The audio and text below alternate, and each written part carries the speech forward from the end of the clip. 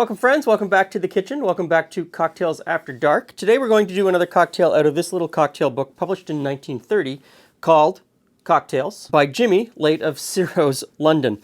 This was published here in Toronto, and we're going to do a recipe called the New Brunswick. It is whiskey, lemon juice, and maple syrup. So this is 1930. This recipe is sort of woven through history using a bunch of different spirits, all of them whiskeys. In 1929, it's called The Revolving Door in a book by Judge Junior. And in that book, he called for rye. So today I'm going to use a Canadian rye whiskey from a local producer just down the road from us. And so that's 2 parts for that one. This particular one, called the New Brunswick, asks for a Scotch whiskey, and this is from 1930. And as you continue down, this recipe goes back and forth between being called the Maple Leaf, the Abaton, a bunch of different things, and it either uses bourbon, Scotch, whiskey, all of those things. Next in is 1 part lemon juice.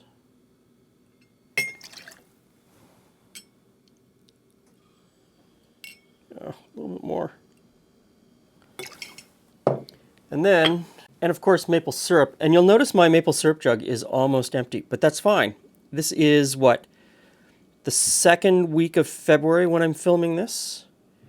And we're maybe a week away from tapping our trees in the backyard. So take a look for a video of Julie and I making maple syrup in our backyard coming this spring. So once I get the maple syrup in,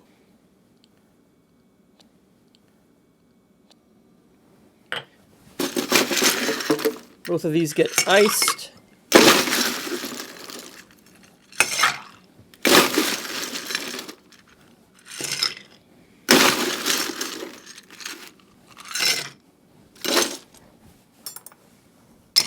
And stirred. Okay, our coops are iced.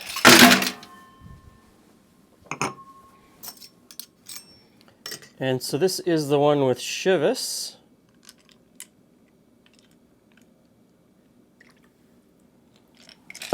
And this is the one with Dillon's Rye. And there's no garnish. So there you have it. Hey, Jules. Hey, Glenn. Hey, friends. So today there's 2 cocktails in front of us. Okay.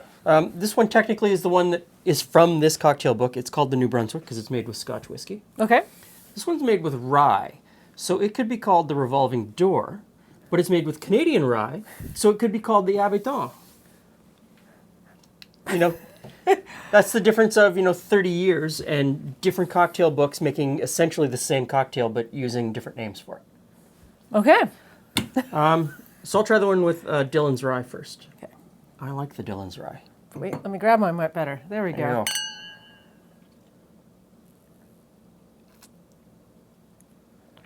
That tastes familiar. That tastes just like a recipe my friend Bob, who I play hockey with, Yes. who also does maple syrup. It's Give me. stuck to the side of our fridge in the kitchen. It is stuck to the side of our fridge. Okay. So let's switch. Okay, so I now have this one. The Dillons. Okay. And I now have the Chivas.